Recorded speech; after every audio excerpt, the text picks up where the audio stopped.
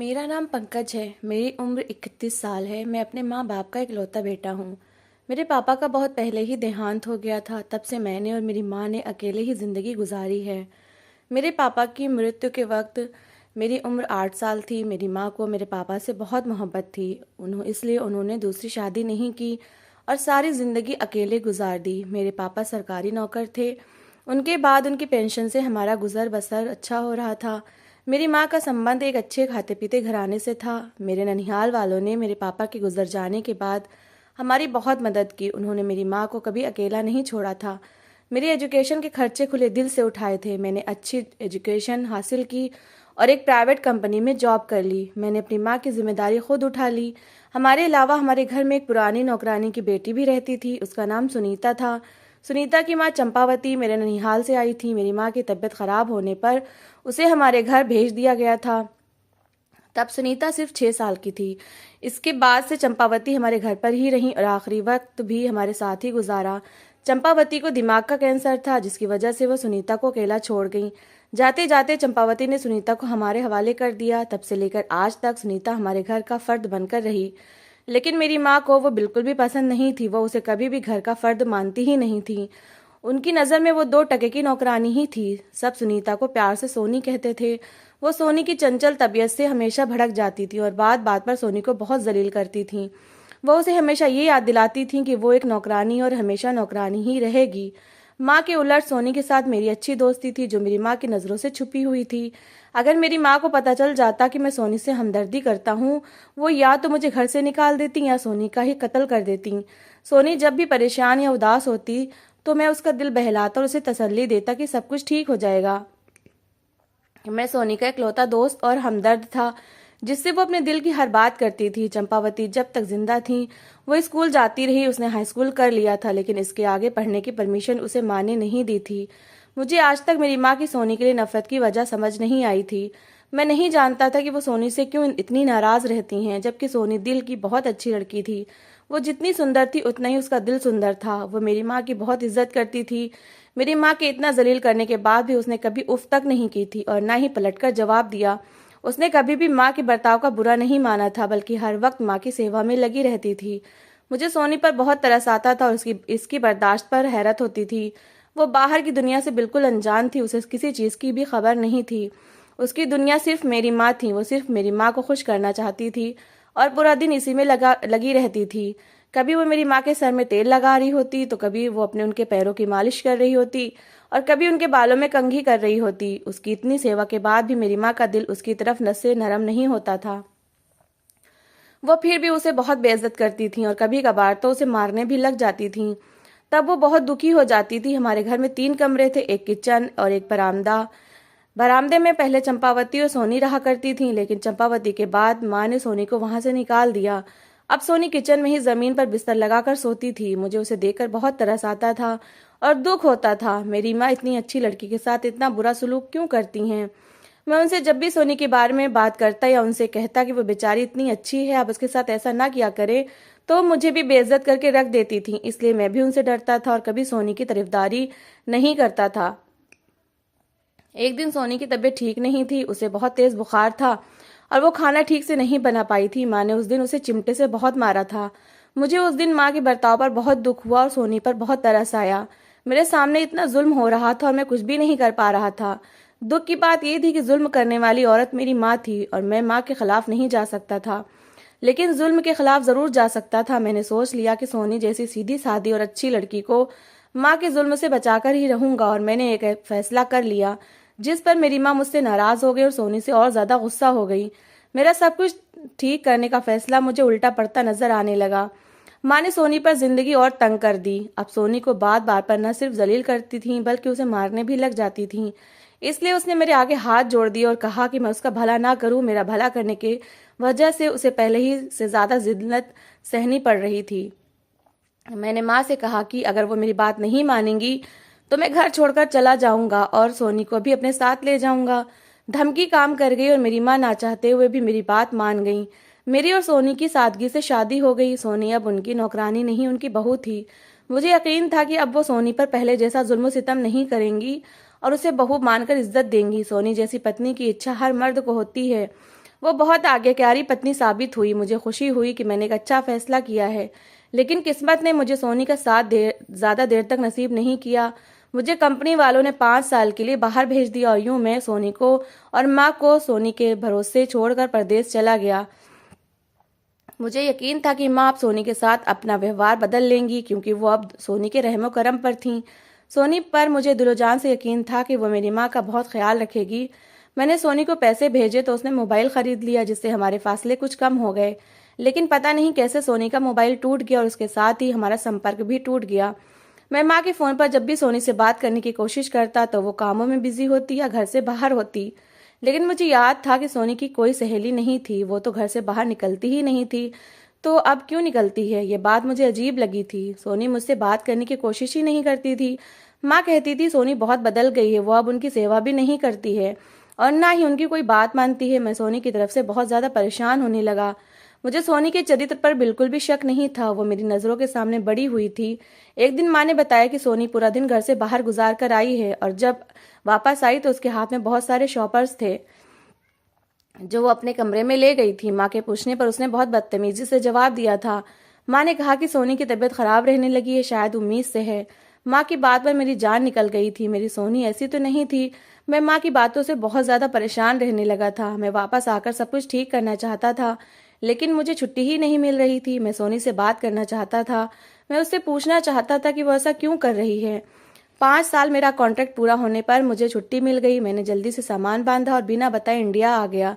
लेकिन जब मैं घर लौटा तो मुझे लगा जैसे किसी ने मेरी जान निकाल ली हो, किसी ने मुझे आग में डाल दिया हो। मेरी आत्मा, मेरा दिल कांप रहा था। सोनी की गोद में काला सा बच्चा उतरकर मेरी तरफ भागा और पापा पापा कहते हुए मेरी टांगों से चिपक गया। मेरी जुबान गुंग हो गई थी। वो मेरा बच्चा नहीं था, वो मेरा बच्चा हो ही नहीं सकता। इसका रंग, रूप और नए नक्श कुछ भी तो मेरे जैसे नहीं है। मुझे माँ की बातें सच्ची लगने लगी। वो ठीक कहती थी। मेरे बाद मेरी सोनी मेरी नहीं रही थी, वो मुझे धोखा देती रही थी, जिसका सबूत मेरे सामने था। मुझे अचानक देखकर सोनी बेकरारी से मेरी तरफ बढ़ी, लेकिन मैंने हाथ उठाकर उसे रोक दिया। मुझे उसे नफरत होने लगी थी। मैं ऐसी धोखेबाज पत्नी नहीं चाहता था। सोनी मेरे बर्ताव पर हैरान परेशान थी, मुझे देखने लगी। मैंने उसके बच्चे को उसी की तरफ धक्का दे दिया था। सोनी मेरे बर्ताव पर हैरान सी नजर आने लगी थी। उसका चेहरा ऐसा था जैसे वो मुझसे ऐसे बर्ताव की उम्मीद ही नहीं कर रही थी। वो बहुत हैरान परेशान नजर आ रही थी। मैंने उसका हाथ पकड़ा और दरवाजे से बाहर निकाल दिया। वो विनतियाँ करती रही, लेकिन मैंने एक ना सुनी। वो कहती रही कि मुझे मेरा कसूर तो बता दो, लेकिन मुझे उसकी आवाज़ से भी नफरत होने लगी थी। मैंने उसका बच्चा उसकी गोद में पकड़ाते हुए कहा कि ये है तुम्हारा कसूर, तुमने मेरी मोहब्बत का मान नहीं रखा, तुमने मेरी इज्जत की अर्थी निकाल दी है। मैंने ऐसा कुछ नहीं किया। वो रोने लगी थी, लेकिन मैंने दरवाज़ा बंद कर दिया और अंदर आ गया। मेरी माँ ने प्यार से मेरा माथा चूमा और मुझे खाना दिया, लेकिन सोनी की बेवफाई ने मेरी भूख मार दी थी। मैं बहुत परेशान हो गया था। सोनी की बेवफाई मुझे सता रही थी। मैंने उसे एक नौकरानी से मालकिन बना दिया था। शायद उसे बहुत ज़्यादा इज्जत हजम नहीं हुई थी। मैंने सोनी को पहचानने में गलती कर दी थी। वो मुझे बहुत सीधी सादी लगी थी। सोनी के साथ मेरा सुकून भी घर से निकल गया था। माँ ने मेरी दूसरी शादी करना चाहती थी। वो चाहती थी कि मैं दोबारा घर बसा लूँ, लेकिन मैं सोनी की बेवफाई को भूल नहीं पा रहा था। सोनी 2 दिन के बाद फिर से वापस आ गई थी। वो मेरी मिन्नतें करने लगी थी। मैंने कहा कि ये बच्चा जिसे तुमने मेरा नाम दिया है, किसका पाप लिए फिर रही हो। सोनी ने कहा कि बेशक ये तुम्हारा बच्चा नहीं है, लेकिन ये नाजायज नहीं है। मैं उसकी बात सुनकर बहुत भड़क गया। वो मेरे मुंह पर अपने संबंध को जायज कह रही थी। मुझे बहुत गुस्सा आया और मैंने सोनी को बहुत मारा और धक्के मार मार कर घर से निकाल दिया। मैंने कहा कि अगर तुम वापस आई तो जान से मार दूंगा। सोनी रोते हुए चली गई और दोबारा लौटकर नहीं आई। मेरा औरत पर से विश्वास उठ चुका था। मैं दूसरी शादी नहीं करना चाहता था, लेकिन माँ की जिद ने मुझे मजबूर कर दिया और मुझे शादी करनी पड़ी। माँ ने मेरी शादी जिसके साथ करवाई थी उसका नाम साधना था। वो सोनी से ज्यादा सुंदर नहीं थी, या फिर मुझे नहीं लगती थी। वो सोनी की तरह आज्ञाकारी भी नहीं थी और ना ही उसे मेरी माँ से कोई मतलब था। साधना एक आज़ाद ख्याल लड़की थी। उसकी बहुत सी दोस्त थीं जिनसे वो बहुत ज्यादा मेलजोल रखती थी, और ये बात मुझे सख्त नापसंद थी। जब भी मैं उसे रोकने की कोशिश करता वो मुझे सोनी के ताने दे देती, जबान चलाने लगती थी।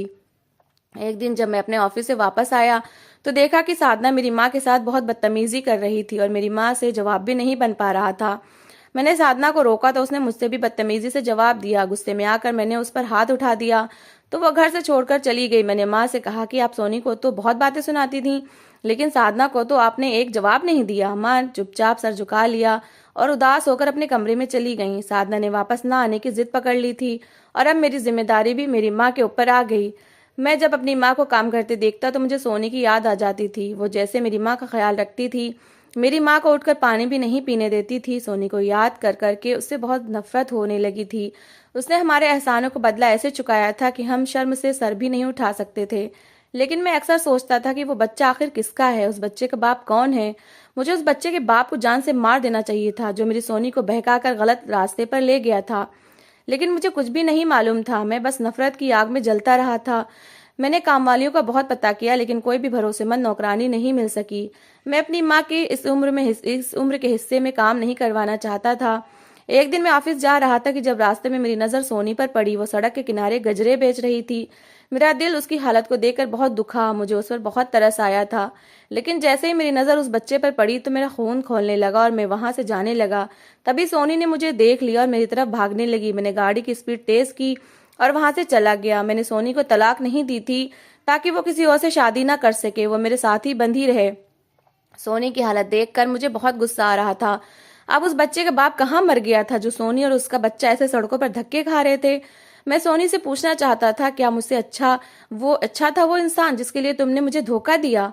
जो तुम सड़कों पर धक्के खा रही हो ये मुझसे बेवफाई का सिला है। लेकिन मैं उसे कुछ भी नहीं कह पाया। मैं उसके साथ जब जब उस बच्चे को देखता था मेरा दिल चाहता था कि सोनी का कत्ल कर दूं। उसने मेरी मोहब्बत का थोड़ा सा भी ख्याल नहीं किया। मेरी माँ अब बहुत ज्यादा चुप रहने लगी थी। वो हर वक्त माला जपती रहती थी कि जैसे किसी बहुत बड़े पाप की माफी मांग रही हूँ। एक दिन मैं ऑफिस से घर लौटा तो मेरी जान निकल गई। मेरी माँ किचन में बेहोश पड़ी हुई थी। मैंने उन्हें उठाया और फौरन अस्पताल ले गया। उन्हें लकवे का अटैक आया था। उनकी तबीयत काफी खराब थी। मैं बहुत परेशान हो गया। डॉक्टर ने मुझे दवाओं की पर्ची दी और मेडिकल स्टोर से दवाई लाने को कहा। मैं जब मेडिकल स्टोर पर गया तो सोनी अपना बच्चा उठाया अस्पताल में दाखिल हो रही थी। उसकी मुट्ठी में कुछ नोट थे और उसके चेहरे पर उदासी थी। वो रो रही थी। मुझे उस वक्त उस पर बहुत तरस आया। मैं उसे डॉक्टर के पास ले गया और उस बच्चे को दवाई लेकर दी। उसका सर झुका हुआ था। मैं उससे सिर्फ ये पूछना चाहता था कि इस बच्चे का बाप कहाँ है। अब वो क्यों अपने बच्चे की जिम्मेदारी से भागा हुआ है। लेकिन मैं कुछ भी नहीं पूछ सका और चुपचाप अपनी माँ के पास वापस आ गया। मेरी माँ लकवे का शिकार हो चुकी थी और वो खुद से हिल भी नहीं सकती थी।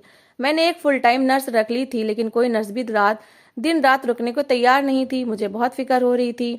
मैं अपनी माँ को अकेला छोड़कर ऑफिस भी नहीं जा सकता था। मैं यही सोच रहा था कि अचानक दरवाजे पर दस्तक हुई। मैंने दरवाजा खोला तो सामने सोनी खड़ी थी। वो मेरी माँ से मिलना चाहती थी। मैं पहले ही बहुत परेशान था इसलिए बहस करने के बजाय उसे अंदर आने का रास्ता दे दिया। मेरी माँ की हालत देखकर वो रो पड़ी थी। मेरी माँ भी उसे देखकर रोना शुरू हो गई थी। वो कुछ बोलना चाह रही थी लेकिन बोल नहीं पा रही थी। सोनी ने मुझसे विनती की कि मैं उसे अपनी माँ के पास रुकने दूं, उनकी सेवा करने दूं। मुझे पहले ही माँ की चिंता थी इसलिए मैंने उसको परमिशन दे दी थी। तो सोनी ने मेरी माँ को संभाल लिया और दिलो जान से उनकी सेवा करने लगी। लेकिन मैंने सोनी से बात तक नहीं की थी। उसका बच्चा मेरी आंखों में कांटे की तरह चुभता था लेकिन मैं चुप रहा क्योंकि मेरी मजबूरी थी। वो मेरी माँ को संभाल रही थी। सोनी का बच्चा मुझसे बहुत डरता था। वो जब भी सोनी को माँ कहता तो मुझे बहुत गुस्सा आता था। मेरा बस नहीं चलता था कि मैं उसे गायब कर दूं। सोनी को वापस आए हुए एक हफ्ता हो चुका था लेकिन उसकी कोई हरकत शक करने वाली नहीं थी। वो अब भी पहले ही की तरह थी लेकिन अब बहुत ज्यादा चुप रहती थी। मैंने उसे बता दिया कि मैंने दूसरी शादी कर ली है और मेरी दूसरी पत्नी बहुत ज्यादा सुंदर है। उसने मेरी किसी भी बात का जवाब नहीं दिया और चली गई। सोनी की सेवा और दिन रात का ख्याल रखने की वजह से मेरी माँ की सेहत ठीक हो रही थी और अपने शरीर को खुद हरकत देने लगी थी। मैं सोनी का धन्यवाद करना चाहता था लेकिन वो भी नहीं कर पाया। 3 महीने बाद जब मैं अपनी माँ को चेकअप के लिए लेकर गया तो डॉक्टर ने कहा कि वो बिल्कुल ठीक हैं। वो बस चल नहीं सकती थी लेकिन बोल सकती थी। सोनी ने चुपचाप अपना सामान बांधा और घर से जाने लगी लेकिन मेरी माँ ने उसे रोक लिया और मैंने अपनी माँ से कहा कि इसे जाने दे वरना इसके आशिक इसके पीछे हमारे घर तक आ जाएंगे। वो रोते हुए हमारे घर से निकल गई। मेरी माँ बहुत ज्यादा रोने लगी और रोते रोते उन्होंने बहुत से राज खोल दिए। मेरी माँ ने मुझे उस बच्चे के बाप के बारे में बताया तो मेरा दिल ही रुक गया था। मैं सोच भी नहीं सकता था कि उस बच्चे की सच्चाई ऐसी होगी जिसे मैं नफरत से धुतकार रहा था। उसकी रगों में हमारे खानदान का खून था। मुझे याद आया कि सोनी कैसे रो रो कर कह रही थी कि वो बच्चा नाजायज नहीं है और मैंने उसकी बात का यकीन नहीं किया और उस पर इल्जाम लगाकर उसे घर से निकाल दिया। मैं सच्चाई सुनकर बहुत ज्यादा शर्मिंदा हो गया था। मैं सोनी का दुश्मन बन गया था। मैंने एक बार भी उसकी सफाई नहीं सुनी। वो मुझसे अपना कसूर पूछती रही और मैंने उसे घर से बेघर कर दिया।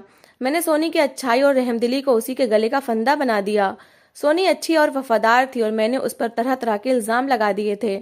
मेरी माँ ने अपने बोले गए झूठ की माफ़ी मांगी तो मैं हैरान खड़ा उन्हें देखता रह गया। कैसे एक औरत दूसरी औरत की दुश्मन बन गई थी? मेरी माँ सोनी के साथ ऐसा कैसे कर सकती थी? लेकिन मैंने अपनी माँ से ज़्यादा सोनी पर जुल्म किया था। मैंने अपनी माँ से ज़्यादा सोनी का दिल दुखाया था। मेरी माँ के जुल्म की तो उसे आदत थी, लेकिन मेरे अविश्वास को उसने कैसे बर्दाश्त किया होगा? मैं शर्मिंदगी की हालत में उसे ढूंढने चला गया। वो सड़क के किनारे अपने बच्चे को लिए नहीं बल्कि हमारे बच्चे को लिए बैठी थी। मैं उसके पास गया, उसे घर वापस चलने को कहा। सोनी ने मना कर दिया। उसने कहा कि वो एक अपवित्र है, वो कैसे एक पवित्र इंसान के घर रह सकती है। मैंने उससे अपने किए की माफी मांगी। सोनी ने कहा वो मुझ पर यकीन नहीं करती, वो अपने बच्चे के साथ रह लेगी। मैंने उसका बच्चा उठाया और घर की तरफ चल दिया। सोनी तड़प कर मेरे पीछे घर तक चली आई। माँ भी उसे घर में देखकर बहुत खुश हुई और उससे हाथ जोड़कर माफी मांगने लगी। माँ ने कहा कि सोनी का मोबाइल उन्होंने खुद तोड़ा था। वो सोनी से इसलिए नफरत करती थी क्योंकि वो जानती थी कि मैं उससे प्यार करता हूँ, इसलिए वो सोनी पर अपना गुस्सा निकालती थी कि सोनी ने उनका बेटा उनसे छीन लिया है। सोनी सच्चाई सुनकर रोती रही। माँ ने बताया कि सोनी उम्मीद से नहीं थी बल्कि उसे बुखार हुआ था, जिसे उन्होंने गलत रंग देकर मुझे बताया। सोनी कभी भी घर से बाहर नहीं निकली थी, बल्कि वो खुद झूठ बोलती रही थी। उन्होंने कहा कि सोनी जब भी बाजार गई थी उन्होंने सोनी को खुद भेजा था। इस सच्चाई को सुनकर मैं चकरा कर रह गया था। मैंने सोनी के हाथ जोड़कर माफी मांगी थी। मैंने सोनी का भरोसा न करके जिंदगी की सबसे बड़ी गलती कर दी थी। मैं अब अपनी गलती को ठीक करना चाहता था। मैंने सोनी से माफी मांगी और साधना को तलाक देकर सोनी को उसका हक वापस दे दिया। माँ ने बताया कि ये बच्चा तुम्हारे चाचा का पोता है, उनकी बहू इसे पैदा करते हुए मर गई थी, इसलिए मेरी माँ ने ये बच्चा सोनी को लाकर दे दिया। मुझे सख्त पछतावा था। मैंने सच्चाई जाने बगैर ही नतीजा निकाल लिया था। मेरी इस गलती की सजा मेरी करनी उसको भुगतनी पड़ी। मैं सोनी के बड़े दिल का बहुत बड़ा कायल हुआ। उसने मुझे और मेरी माँ को माफ करके हमें दोबारा से अपना लिया था। मेरी माँ को भगवान ने उनके झूठ की सजा दे दी थी। सोनी सब कुछ भुलाकर हम दोनों से बहुत प्यार करने लगी थी। तो दोस्तों, इस कहानी को लेकर आपकी क्या राय है कमेंट बॉक्स में ज़रूर बताएं। और अगर कहानी अच्छी लगी हो तो प्लीज़ लाइक करें। अगर आपने हमारे चैनल को सब्सक्राइब नहीं किया है तो ज़रूर कर लें। तो मिलते हैं ऐसी ही एक इमोशनल कहानी के साथ। Thanks for watching.